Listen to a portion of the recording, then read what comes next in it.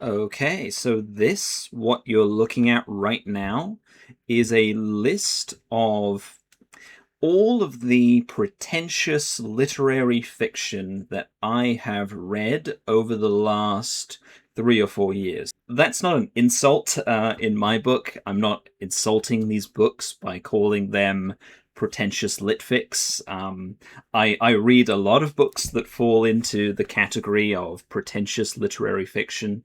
But yeah, I'm super excited for this because it's my first time doing a BookTube tier list, and I think it is going to be super fun. So, first thing on the list is A Little Life by Hanya Yanagihara. This book is insanely popular, and it's been around for a while. I think it came out in 2015. It was like huge on the TikToks or whatever it is the youth are on nowadays. Maybe TikTok's obsolete. I don't know. I don't know what people younger than me are up to, but I guess the most succinct way I can put it is that A Little Life is a book about a man being systematically tortured for about 700 pages. So the story opens with these four friends in New York, and you think like they're like these strivers, these social climbers. They all meet at college, and you think they're going to like climb to the top of the world, and it's going to be that kind of story. But it's a bait and switch, because actually the real plot is all about the dark past of one of the group. Um, so the story then really focuses in on this one character who has gone through all these horrible, horrible things, and I won't go into detail about all of the horrible things that happened to this young man in his childhood, but it takes up most of the page count of the book. Just these like hellish, nightmarish, just being basically abused by all these mustache twirling villains. Before the age of 18, this main character, Jude, just never doesn't meet a single nice or trustworthy adult. Every single person he meets is like evil in a way that is like, it borders on. Well, it doesn't border on. It is over the top. Like it is indulging in this like cathartic misery of this one character. I am not a fan of A Little Life.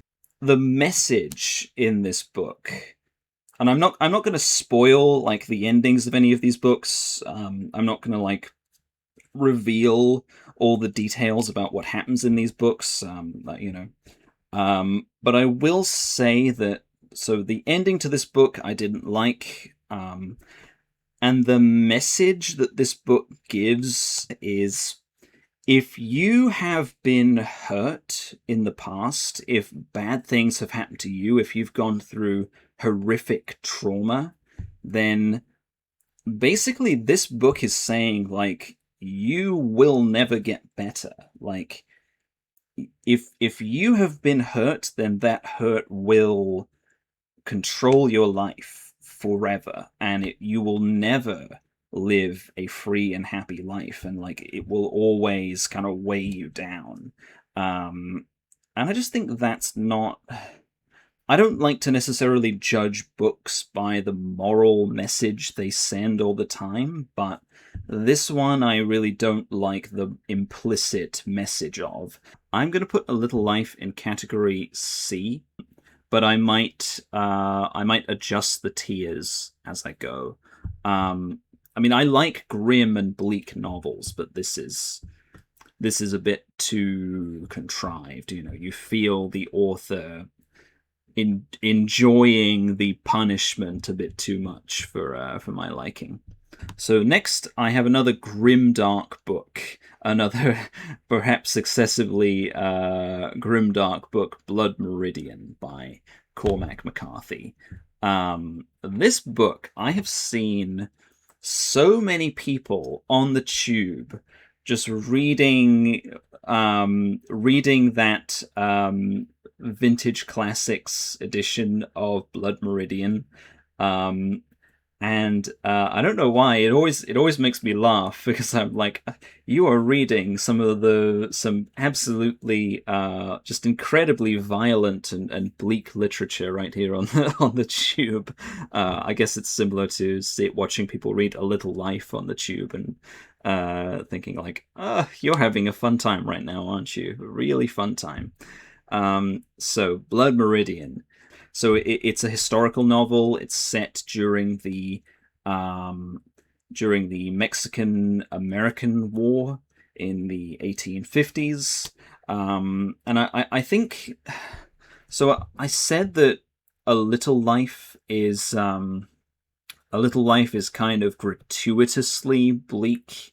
Blood Meridian, I think, is bleak for a reason. Like, it isn't just bleak for the sake of being bleak. It's bleak because the kind of message I think this book is sending to the readers is like, you are living in the legacy of these like horrendous, like genocidal wars and conflicts that have like wiped out entire groups of people, and that like the process by which that happened is like unimaginably horrific.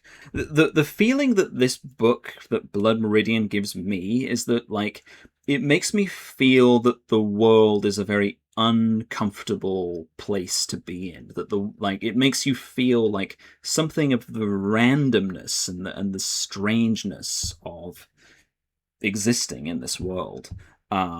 So Blood Meridian, I will put for now in the A tier.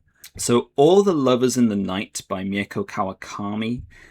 Like with A Little Life, it's sort of about trauma. It's also about isolation, about feeling, about loneliness, about the struggle for connection. Not necessarily my favorite thing ever. I mean, I'm going to move A Little Life down to D because the more I think about it, the worse it gets, if that makes sense. But yeah, All the Lovers in the Night is pretty good. Any Human Heart by William Boyd. The idea of Any Human Heart is that it consists of a man's diaries. Like, a main character, this man called Logan Mount Stewart, has kept a diary for like his whole life, going all the way up to his death. So he lives through the kind of big events of the 20th century and he writes about them in his diary. So I would put Any Human Heart into category B. This one I have a soft spot for. The title is a quote from Henry James, so that's kind of a rule that if your title is a quote from a classic author, and then I kind of have to put you in the pretentious literary novel list, just automatically. You can't get out of there. Okay, Atonement. So it's hard to describe what Atonement is about without spoiling it, but Atonement is a story of like star-crossed lovers, kind of. There is also a kind of a subversive element to the whole thing. That there's a kind of a bit of a fourth wall break that happens somewhere in this book, that kind of starts questioning the relationship between fiction and reality. So Atonement is pretty good. I would put it in the B tier. Let's move these up a notch. Let's put these in the A tier. And let's put Blood Meridian in the S tier, because it is a very, very good book. A guy on BookTube said that Blood Meridian is good. I'm so shocked. Color me surprised. Audition by Katie Kitamura. This has nothing to do with the Japanese horror film from the 90s. It is totally unrelated. That film is amazing. This book, I am not really a fan of. I don't have a lot to say about it except that I didn't get much out of it. It disorients the reader, but not in a way that is particularly interesting to me, at least. So Biography of X is like a weird paratext novel, and it's set in this like weird like alt timeline history where FDR made Emma Goldman his chief of staff, and then that led to a second American Civil War. This is okay. It's not too bad. Beautiful World, Where Are You by Sally Rooney. Sally Rooney, obviously one of the most popular authors working today. Her first two books came out when she was quite young, and so like she like suddenly became like a literary superstar or whatever. And then Beautiful World, Where Are You has a character in it who is like an author whose circumstances are suspiciously similar to the real life Sally Rooney. I don't like to use phrases like first world problems, but this book is definitely one of the most first world problems books that I have ever read. The author character in the book, who we assume is like a stand-in for Sally Rooney herself, is just whinging and whining about how awful it is to be rich and famous, and that is just a little insufferable. A lot of the rest of what happens is kind of just a little mundane. They argue about social justice, and they argue about politics, and they argue about like Marxism, but it just comes across as very, very out of touch, honestly. If you, as a writer, put a character in your novel who is a writer, you automatically get added to the pretentious literary fiction list. It's just the rules, I don't make them. Here's my main character. They're a tortured soul who writes novels. I'm like, okay, pretentious literary fiction. So, moving on. Oh man, we're going to have to pick up the pace because there's a lot of these to get through. Just can't stop yapping. Caledonian Road by Andrew O'Hagan. Caledonian Road, I think, is his attempt to be to make this like Dickensian panorama of modern day London. So it's a state of the nation novel, a novel about this is British society right now. Which if your book is a state of the nation novel, you will also get added to the pretentious literary fiction tier list. It's a story about a professor whose life just goes completely off the rails, and he starts writing awful self-help books and like getting mixed up with like Russian oligarchs, and there's like this massive cast of characters at the start of the book where it's like, here's all of these people, and like here's his student who's like a computer hacker, and like here's his Russian oligarch buddy, and here's his like aristocratic in-laws, and here's this like, as I said, Dickensian list of characters, a bit like something like Bleak House. I didn't like the fact that every character in this novel is sort of this walking cliche, that like every character is like a spokesperson or like a representative of like a specific social group. A lot of the satire in it was just so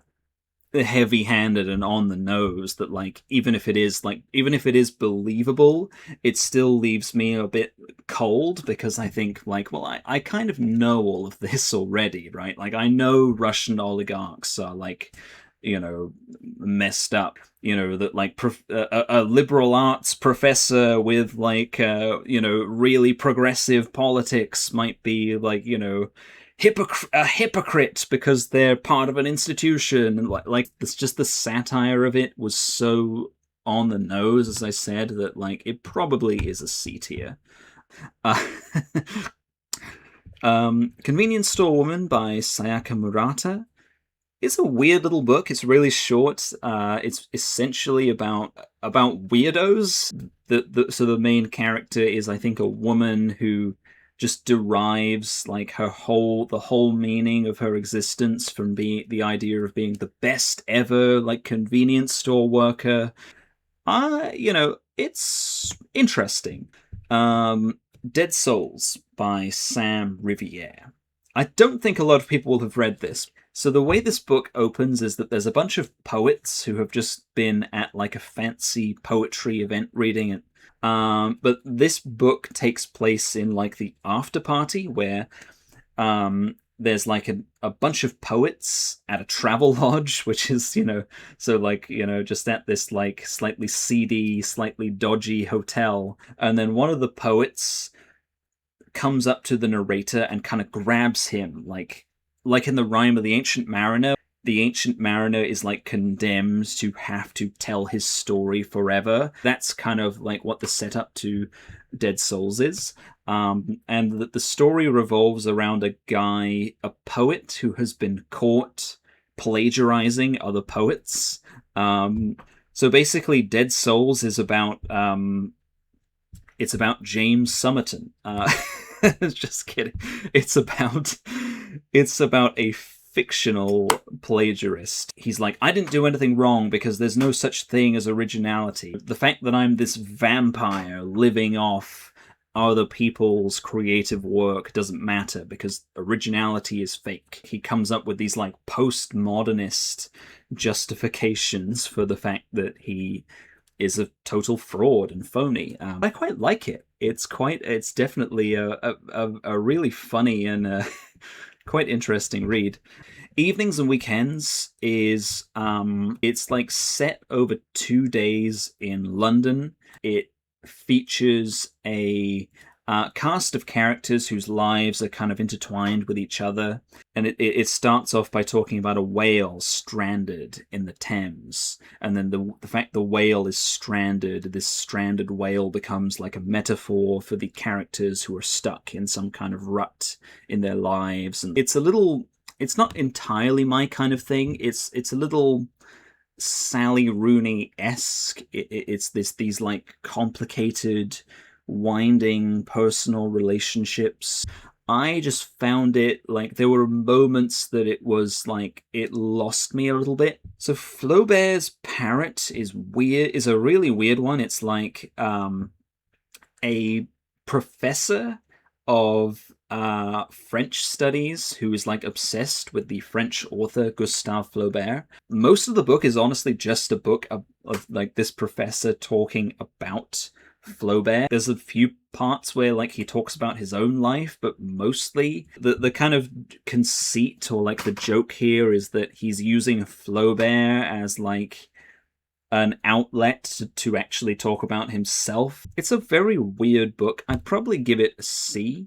It's a book about a professor talking about a 19th century French author, so pretentious literary fiction. Free Food for Millionaires by Minjin Lee. This one is the debut novel by the author of Pachinko. Free Food for Millionaires is like a bit more like Jane Austen, kind of low-key, like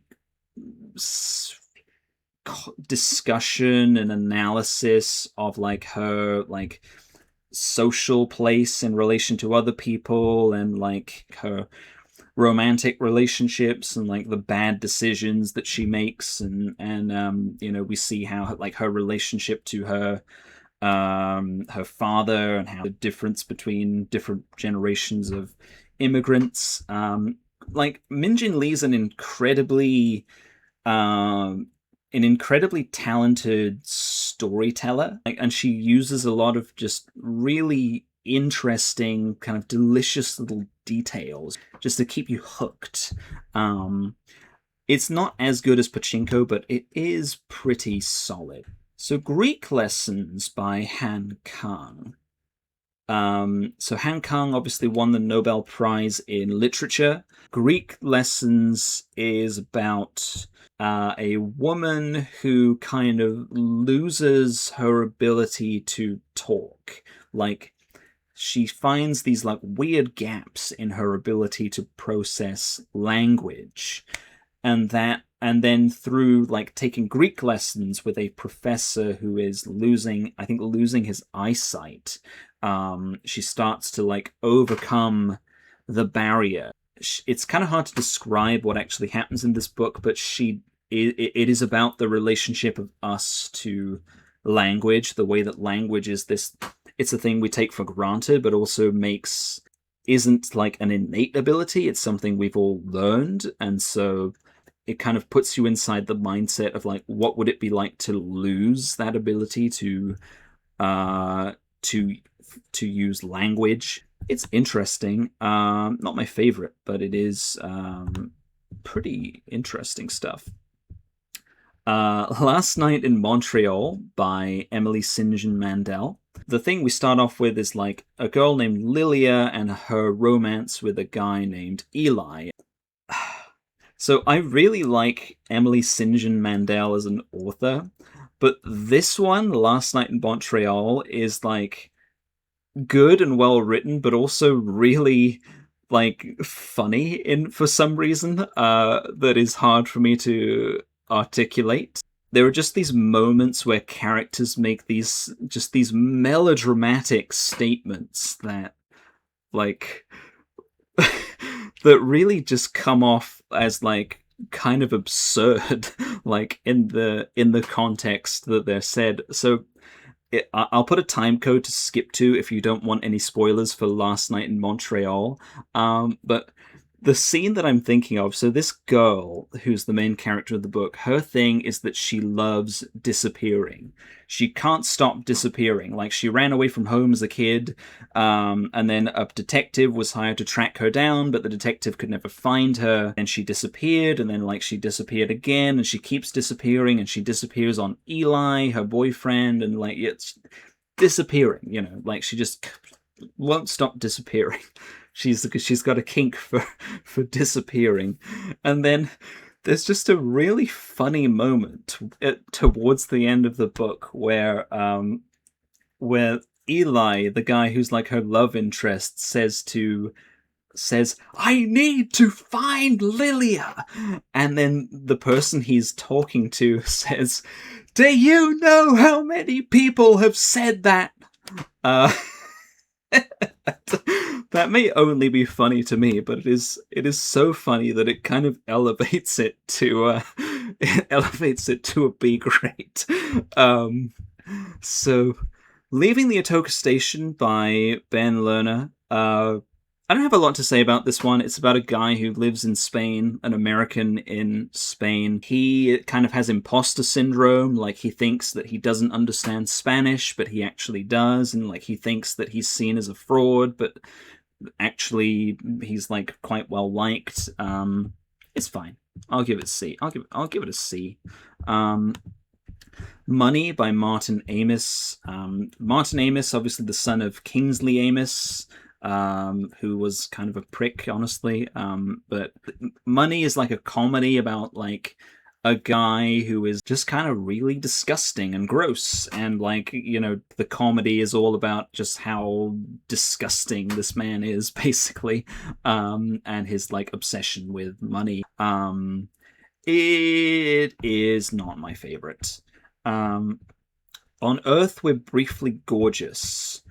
So On Earth, We're Briefly Gorgeous is about the legacy of like the Vietnam War, the intergenerational trauma, but also the fact that this character, the main character, is also processing like being gay and his relationship with his mother and all of these things.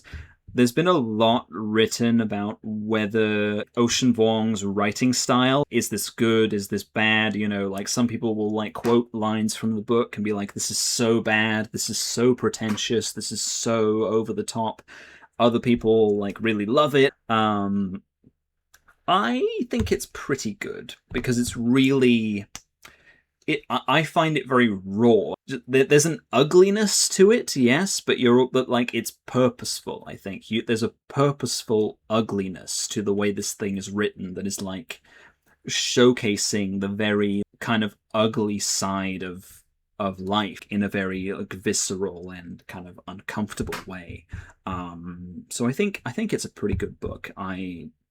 I mean, some of it, I do kind of get where some of the critics are coming from, but I still think it is not bad. Our Wives Under the Sea is kind of like a, I guess, like Lovecraftian horror story slash satirical comedy about the nature of grief, where this woman, so it's like a lesbian relationship, a woman who has always been drawn to the sea, and like the sea has kind of like sucked her in, and like, you know, possibly her life has been claimed by the sea, but her like wife who's still alive is uncertain about her fate, like is trying to feel connected to her wife through like understanding the ocean. It's good actually. I like Our Wives Under the Sea. It's often funny in a way that is a little bit sad. If you can make me laugh but also make me feel sad at the same time, I will love it.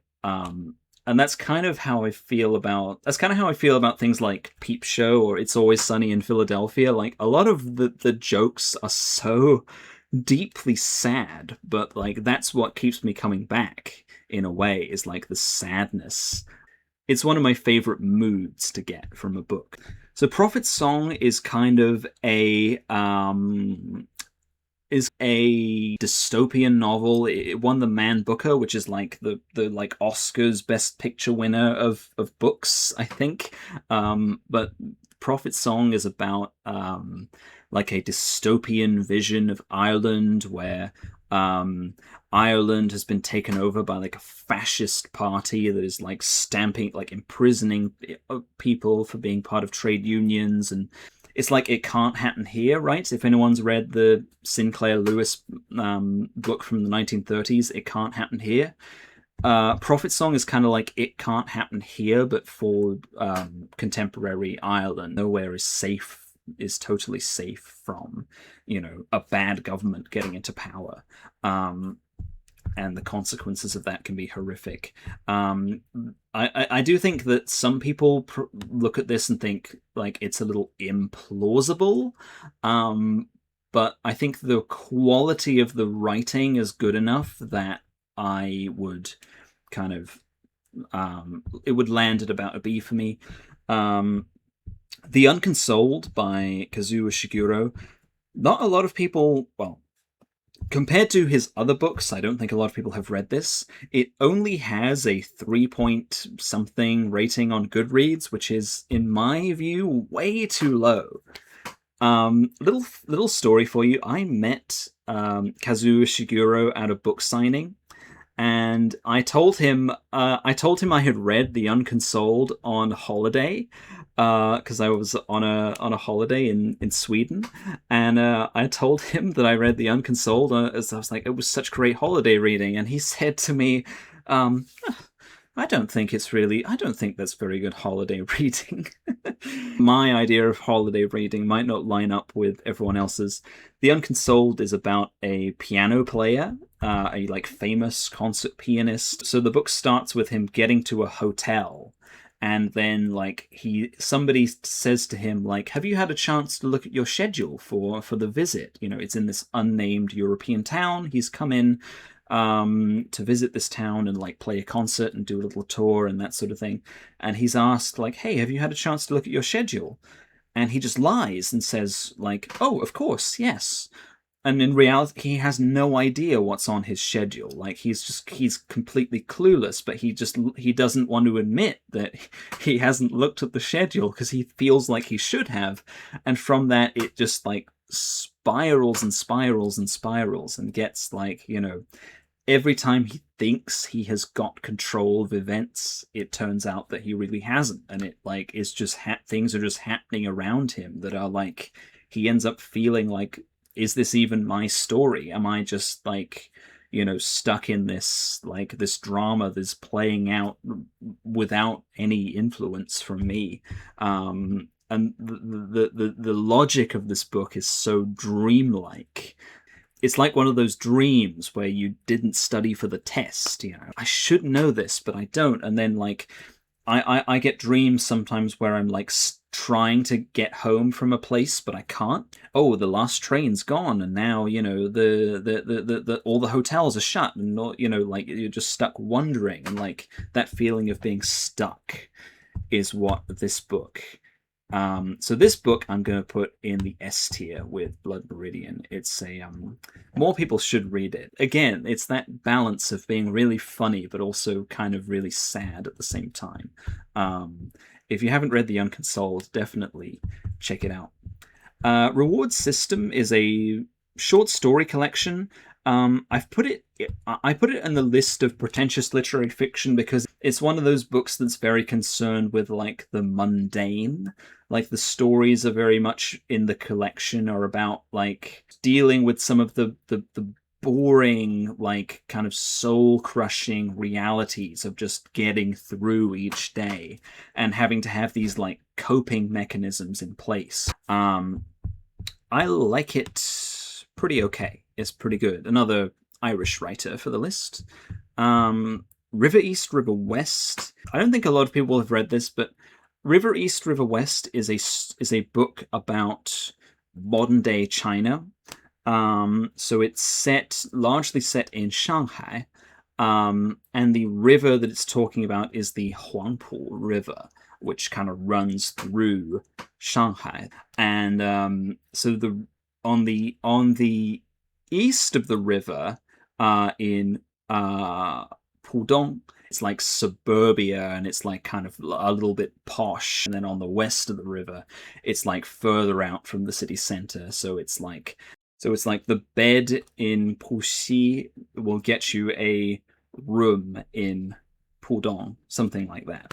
So the main character of River East, River West is a mixed race child. She's got a Chinese father and an American mother, and it's this dissection of the way that foreigners are kind of privileged in China, but also that because the main character of the book is mixed race, she's seen as kind of neither nor.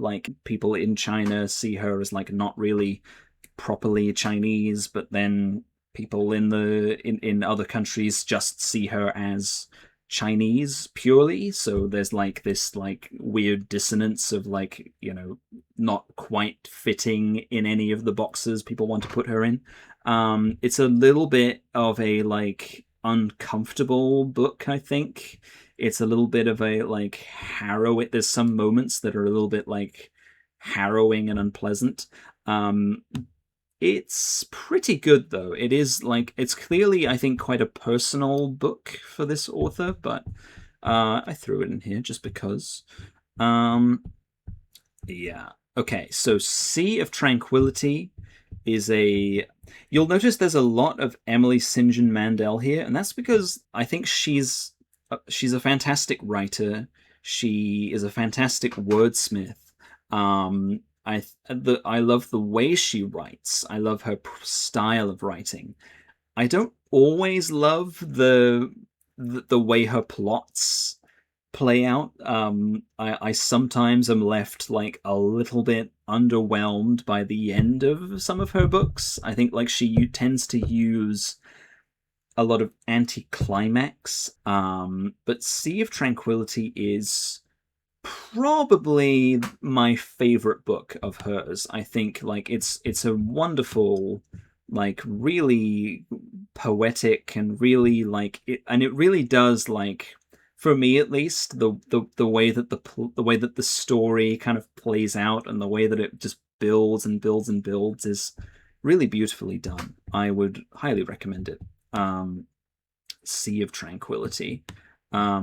I actually think Dead Souls is probably high on the B, and Sea of Tranquillity, Atonement should be high on the B.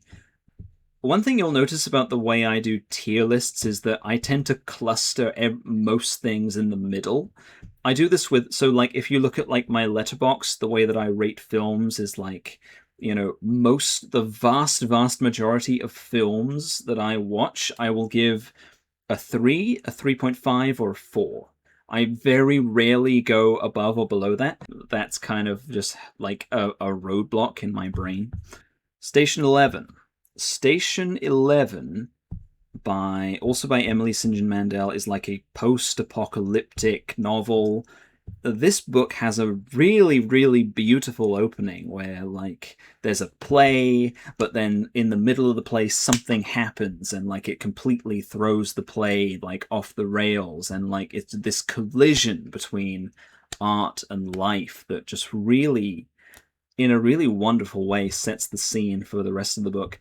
I would give Station 11... I put it in the high B tier because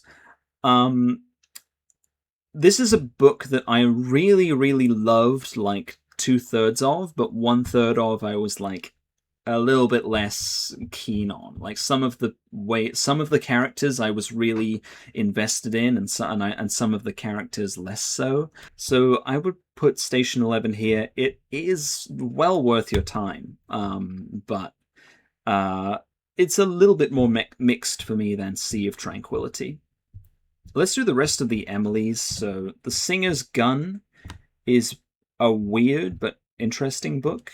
The Glass Hotel I would probably put in a C, and the Lola Quartet is also a C. But again, the fact I keep coming back to her books does tell you something. Girl, Woman, Other by Bernardine Evaristo. So this is another one of those, a bit like Caledonian Road, that is like trying to give you a very like panoramic view of British society. This one more focused on like migrant communities and people of like Caribbean heritage in the UK, and a bit like with Caledonian Road, actually, some of these people feel a bit like stock figures. So there's like the pretentious professor there, clearly just up his own backside, and the Gen Z TikTok warrior, and then there's like her mum, who's like more of like the old guard, and there's like a character who's like a stand-in for white feminists, and then there's like the non-binary character. Like, it's not bad. It does feel at times like the characters are acting a bit too much as spokespeople for like specific like groups. I didn't like that as much. Sense of an Ending is about an old man who's reflecting on his life. It's been a while since I've read it. The main thing I remember taking away from it is that, like, the old man's memory is sort of unreliable, that like he has constructed a narrative of his life that is sort of self-serving and like kind of slightly delusional, and he's like hidden certain truths about himself from himself, and that those are kind of like coming out as he tries to like dig into the past. It's all right, but not. I think I was a little underwhelmed by the Sense of an Ending, to be honest. I think like it's a very short read, but it just kind of left me a little bit cold. Oh man, there's a lot of these. I think I put too many in the list for the rate that we're working through them. So there's no such thing as an easy job. It's kind of a satire of Japanese work culture. Any book that tries to capture like the mundane, that try to anatomize boredom and anatomize mundanity in the way that this book does, I think kind of automatically condemns it to being pretentious literary fiction. I do like this novel. I like it because of how far it pushes the audience. Like, it really does go right to the edge of being boring, and like plays chicken with boring the reader in a way that I think is kind of gutsy. There's like 5 chapters, I think, and they're all different jobs that she does, so it's kind of a bit like short stories, but the jobs are all kind of like weirdly sinister, but like not quite rising to the level of like outright horror, but all just like a little creepy. And that tension, I think, is done really well in There's No Such Thing as an Easy Job, so I would put it in a B. So next we have Tipping the Velvet by Sarah Waters. So this author also wrote Fingersmith, which was adapted by one of my favorite filmmakers, Bak Chan-woo, into The Handmaiden, because I knew that she'd written Fingersmith, which was then adapted to The Handmaiden. And I love The Handmaiden. I gave it 5 stars on Letterboxd. So I decided to read Tipping the Velvet, which I think is her debut. Tipping the Velvet is a historical novel. It's set in like Victorian times, but Victorian times in air quotes. We get the life of this character who like discovers that she's a lesbian because she falls in love with a stage performer, and then eventually she becomes a drag king who like performs as a man on stage. The concept of romantic friendship, that like a friendship, a really close friendship between women, a common thing in the Victorian era, like sometimes might have been like a front that kind of masks the lesbian romance that is going on behind that facade. But I think it's pretty good. The only thing that makes me put it in a B tier rather than in the A tier, I think, is that it's a little bit kind of meandering and winding in a way that I don't always appreciate in novels.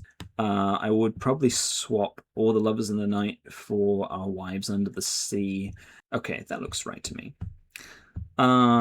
Okay, Tomorrow and Tomorrow and Tomorrow I do not like. Another incredibly popular book that everyone loves except me. I saw like people raving about this book, how it made them cry and how like they were so deeply moved.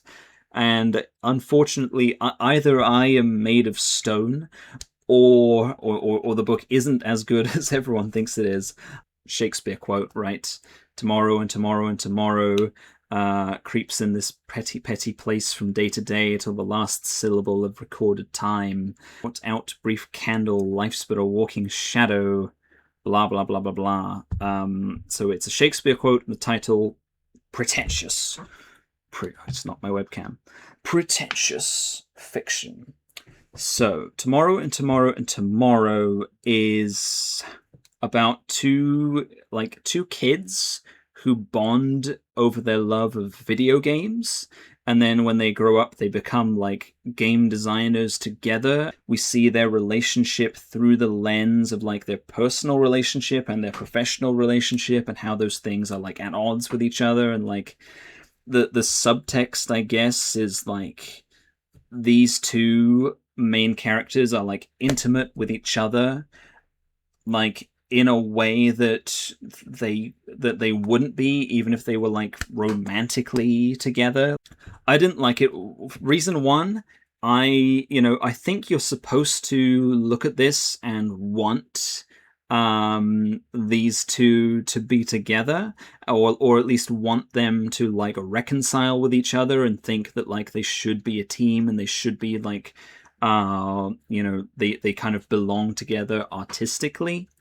But for me, no. I looked at this and I thought, because I'm a Philistine, I thought they are actually horrible for each other. They are horrible and toxic for each other, and they hurt each other and they make each other's lives worse. She, the author, wants us to want them to like put their differences aside and make video games together, which is like their like artistic equivalent of like sex. But I do not I did not wish for that. I was not like rooting for them to be together. I was rooting for them to stop making each other's lives miserable. From my point of view, the unlikeliness of just that immediate, like, just making a game that gets popular, immediately catapulting them into like legend status. It kind of feels like almost like a wish fulfillment thing to me. Um I don't really buy it necessarily. And this novel also features a third character apart from the two main characters. There's a Japanese character whose name is Marx, like the German economist. So his first name is Marx. This was how I felt. I felt that that character was like, the author loves this character. This character's like her baby, and he's the perfect man. He's like such a like flawless, lovable, just beautiful man. There was a dissonance between what the author wanted me to feel about this character and what I actually felt. And if I'm honest, what I actually felt is that I didn't really care. I didn't care one way or the other about this character. I thought, like, clearly this is not about him. The story is about these other two. So why are you wasting my time with trying to get me invested in this third guy who is not particularly interesting? And it just didn't move me. It's like I said about the 2002 Solaris. Like, you want me to feel emotion, but I just don't. Like, it just doesn't deeply move me the way you want it to. So I'm gonna put it in the D tier. That I think is going to be an unpopular move because this is like an incredibly popular book, but I do not like it. So sorry about that. When We Were Orphans, by Kazuo Ishiguro, who wrote The Unconsoled, Never Let Me Go, Remains of the Day. This is a really weird book. A very, very bizarre book. It's like the main character is like a guy who was like brought up in occupied Shanghai, and then he like comes to London and he becomes this like famous detective. Like, he tells us, I became a famous detective, the talk of the high society. The papers were publishing all this stuff about how I solved all these impossible cases. He's like a Sherlock Holmes type. But we are never told any details about what the cases were or how he actually solved them or any of his like brilliant detective work. So the plot is like he's trying to solve the disappearance of his mother, who disappeared from Shanghai. And he's like when he was a kid, and he's never been able to solve this. And so he goes back to Shanghai right at the moment that the Japanese invasion is about to happen, essentially. And he goes there and he's like, I'm going to solve this. I'm going to find out what really happened to my mother. And I won't say what happens, but I'm going to imply something here, so you can skip ahead to the time code on the screen if you don't want to know. The twist in this book is it's a little over the top, I think. Like, it didn't, like, when I was like, come on, that is just a bit much. Like, it's a kind of grimdark twist, and like the point of it ends up being that this is not about him being a great detective who's able to solve this case, but rather that he has to overcome the fact that he's hidden certain truths from himself that he already knew and didn't want to admit. But it's interesting, but I much, much prefer The Unconsoled. Yellowface is so Yellowface, again, is a satire of the publishing industry, so pretentious literary fiction.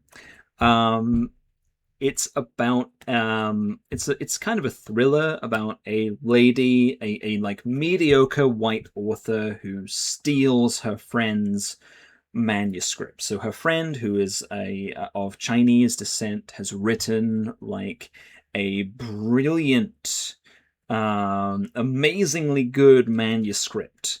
This genius historical epic of like Tolstoyan, it's like Bardin or something like that. It's like the Bardin Jia Tuntiao, or it's like this historical epic of amazing proportions. Um, and the book is so the book is about her trying to pass this work off as her own and trying not to get caught. And the problem, of course, is that she doesn't understand any of the like historical or cultural context of the thing that she has stolen by this Chinese author. The narrator is this kind of insufferable human being who like blames everybody else for her problems and is like just deeply envious of other people, and like sees that as everybody else's fault but her own. I think like Read with Cindy is the channel, made a pretty good point about how the way that this everything happens in this book sort of implies that publishing is based on merit. If you're going to become overwhelmingly successful, it will be because you wrote a book that was just so good that nobody could deny how good it was. And I don't entirely buy that, so I would give Yellowface probably a high C to a low B. Yerba Buena. Yerba Buena, I'm actually not sure belongs on this list, if I'm honest. Like, you know what? Screw it. Let's just keep going.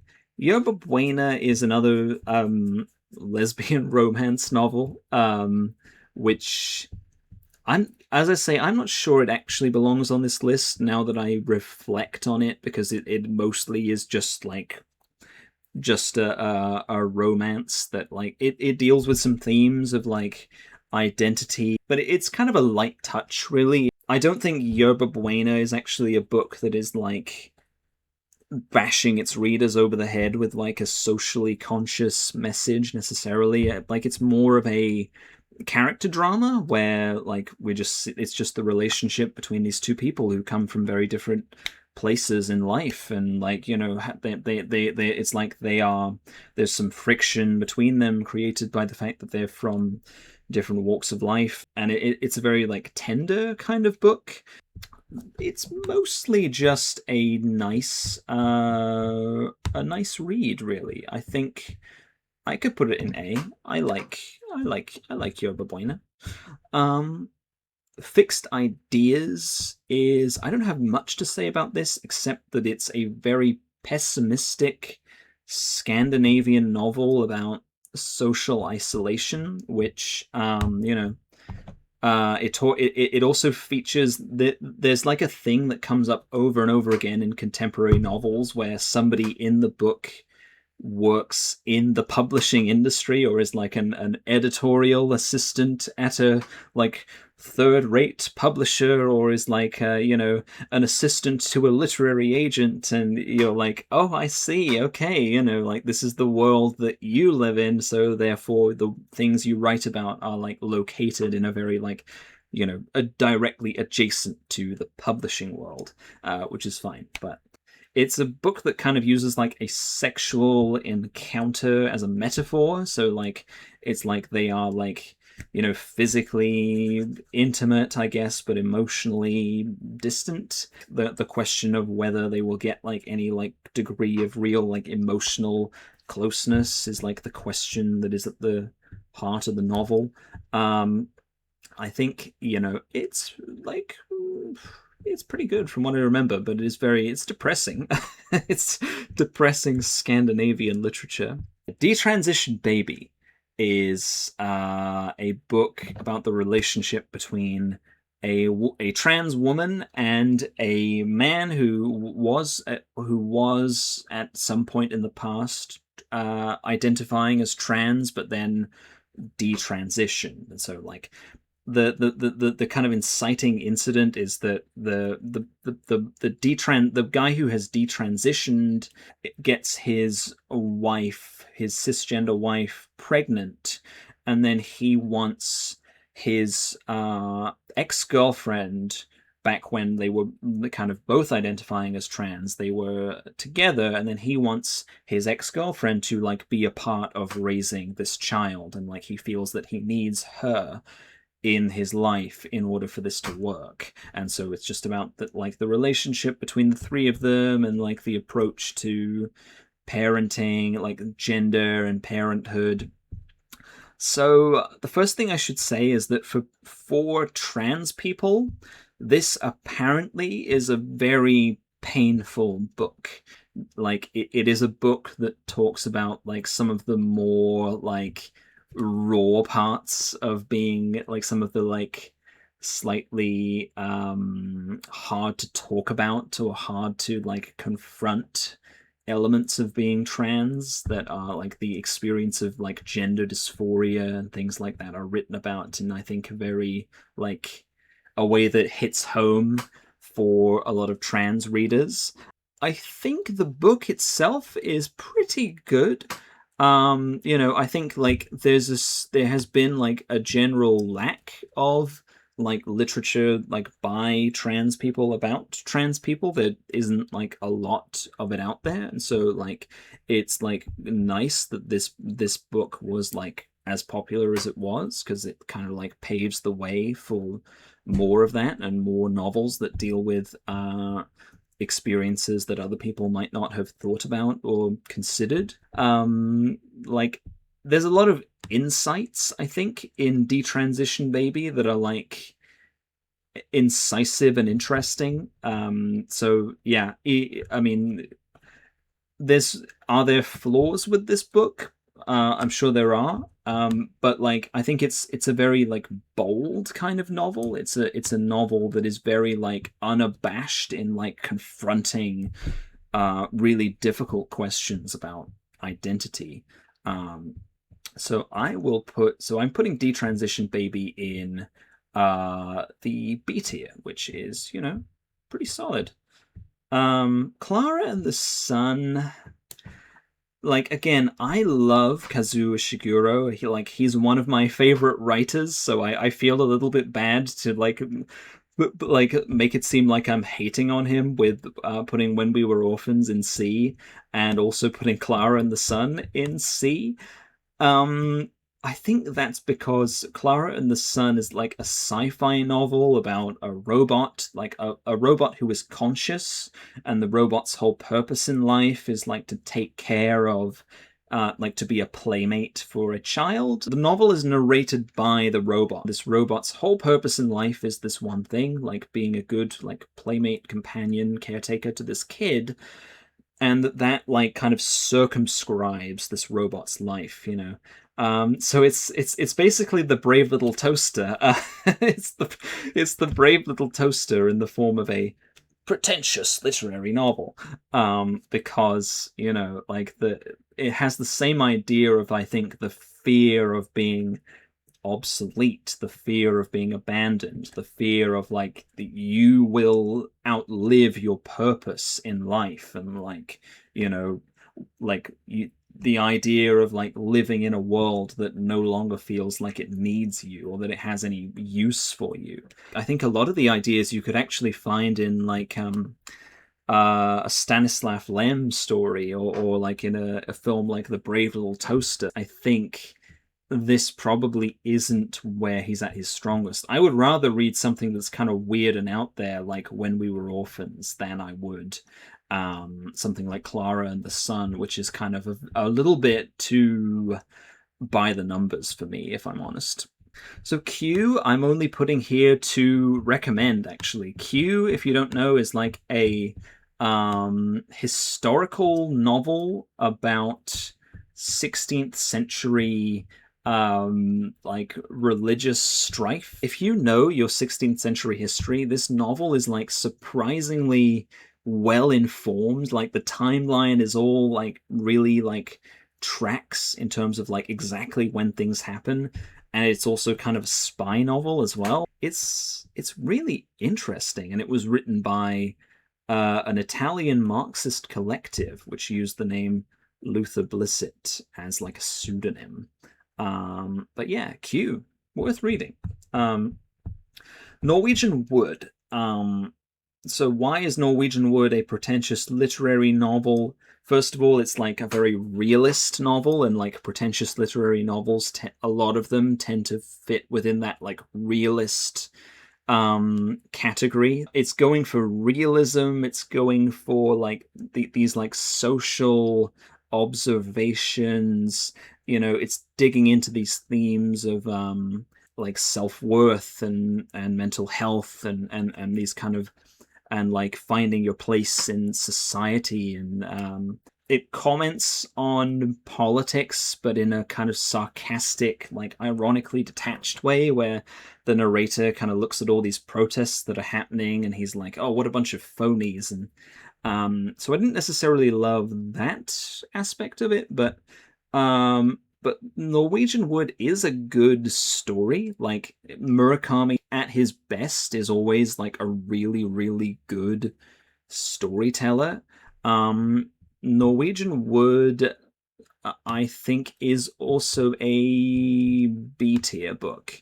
It's probably like right in the middle of the B tiers.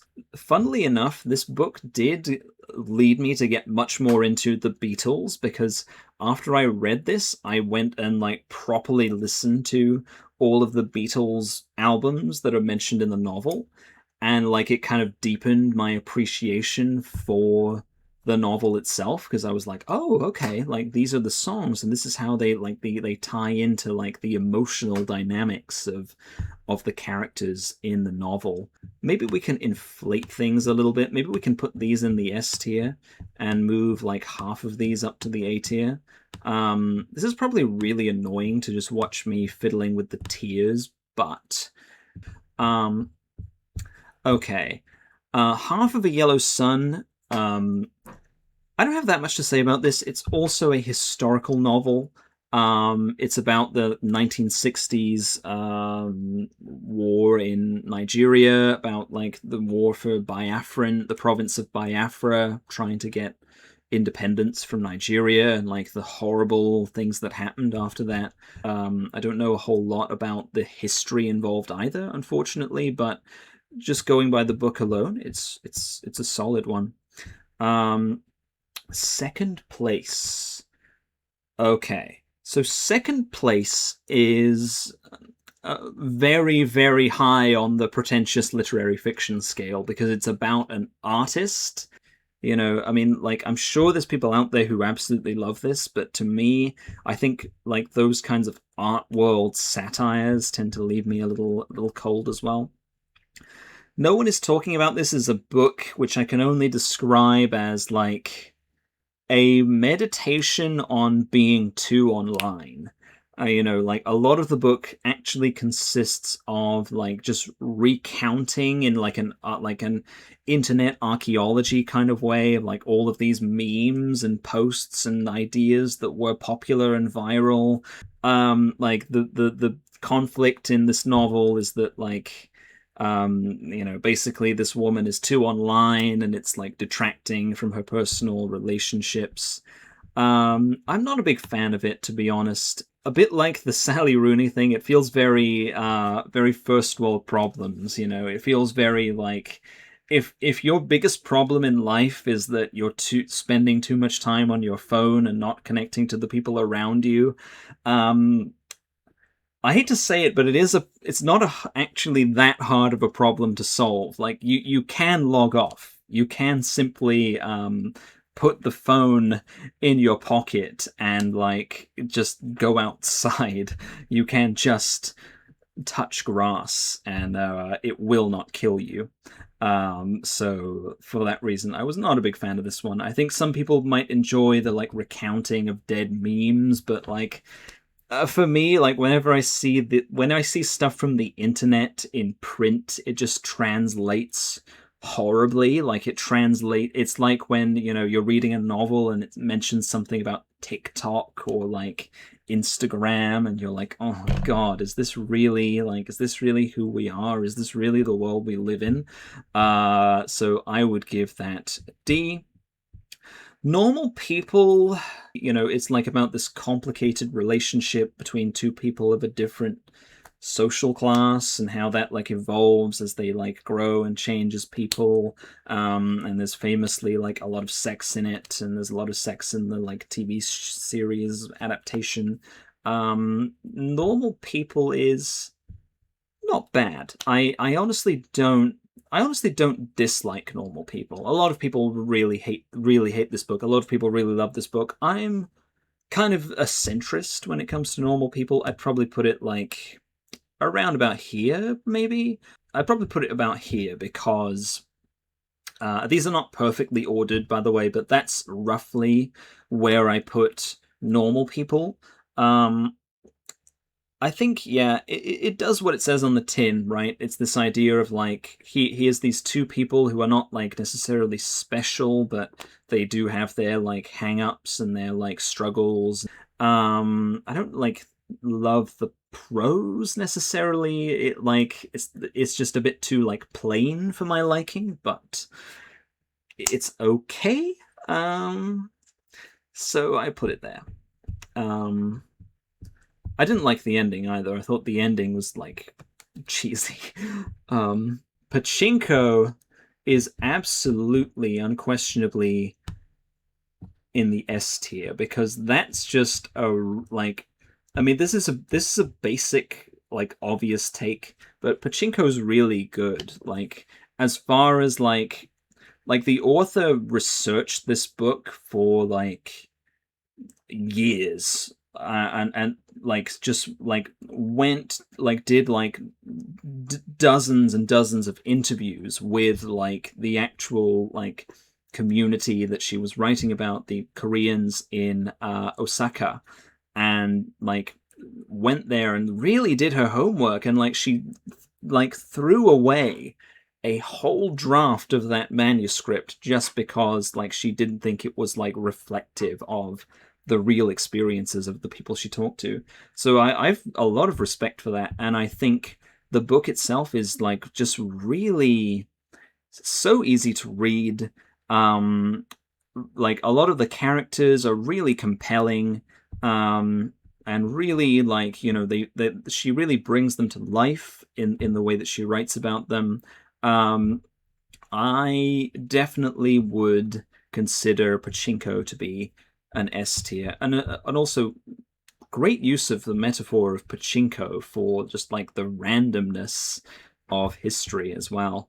Um, okay, we are so close to the end. It's so close. Why did I do this to myself? Oh, Claire Keegan. Small Things Like These. It's about like this historical atrocity that happened in Ireland where like the Catholic Church was like making these washerwomen live in like horrific conditions. It's about this guy, like this kind of a heroic everyman who like sees that something is wrong and like he like is like troubled by it. If I do something about this, like then it could really cost me. But if I don't do something about it, then my conscience might trouble me for the rest of my life. And it's pretty good. I would put it somewhere around here. The Secret History is pretentious. People might think that's not pretentious literary fiction. Yes, it is, because it's named after a book by a Byzantine historian named Procopius. Procopius wrote about the Emperor Justinian and his wife Theodora, and wrote like all these scandals, these like hidden scandals, so like behind the scenes of like this seemingly perfect imperial couple, actually they are total freaks and are engaging in all kinds of perversions behind the scenes. The Secret History, and also it's about like classic students. The Secret History is a good, like as a thriller, it's pretty good, but it does like stretch my disbelief. It's like a little difficult for me to take seriously as a novel because I mean, come on. If you've met classics students, like they're not going to pull off something like this. Um, it's just not going to happen. Duck's Newburyport is a tome, a massive doorstopper, and it's like a kind of stream of consciousness novel from the point of view of a like random middle class housewife in Ohio who's like starting a baking business. It's her thinking about all these anxieties that come with living in the modern world, like pollution and all these things that you have no control over, but like still give you anxiety. I think I can say with some confidence this was influenced by James Joyce. That's because the father of this author, Richard Ellman, his name is. I have it somewhere over there, but I can't be bothered to go get it. But Richard Ellman wrote this biography of James Joyce that's like a really incredibly detailed, like brilliant piece of scholarship. Absolutely believe this was inspired by James Joyce. Is it as good as James Joyce? Not quite in a literary sense, but like I did think it was kind of relatable in a way. Like it does get like boring, really boring at times, but it does. I at least appreciated what the author was doing, I think. So like, you know, make of that what you will. It's a massive, massive thing. And I didn't love the way that it like played out towards the end. It all felt like it kind of rushes into like having something happen at the end that can like tie things up. But it's an interesting read for sure. I would probably put it around here. A Tale for the Time Being. A Tale for the Time Being is about like a connection, like where like a woman finds a diary belonging to in like California, finds a diary belonging to a Japanese schoolgirl, and then there's like their lives are connected by these like mysterious spiritual forces beyond their understanding. And I was really interested in the story of the girl, like the girl whose diary is found. That really interested me. Like I thought like she was like that girl was a compelling character. The things she was going through were like compelling and powerful. The story of the author and her husband who find the diary, like any time where it flips back to them, I started to get bored. So A Tale for the Time Being, I probably would put around about here. And last one is 10:04 by Ben Lerner. So again, same author as Leaving the Atocha Station. It's one of these where like there's like a self-conscious like eccentricity to the writing, like a way that like look at this weird way that I see the world, and all these like references. So like 10:04 is a reference to Back to the Future, and you know the guy in the book is like going through like, you know, he's like living in like a world where like the world is undergoing all these weird changes that he wishes he could undo, and so like 10:04 is like the idea of like going back in time to fix it or something. I'm probably going to give it a C, but a C tier, because it just like doesn't come together for me really in any like particularly interesting way. It's more like just a patchwork of ideas. Oh, there you have it. That took about 1 billion years to finish, but we're now going to it's done. It is done. So I will take a picture of this, and I will also put the link in the description for if you want to use this tier list to rank these books. Yeah, you can also do that. And otherwise, thank you so much for watching. This was a ton of fun to make, and I'll be back soon with another full topic video. Take care, and keep reading your pretentious literary fiction.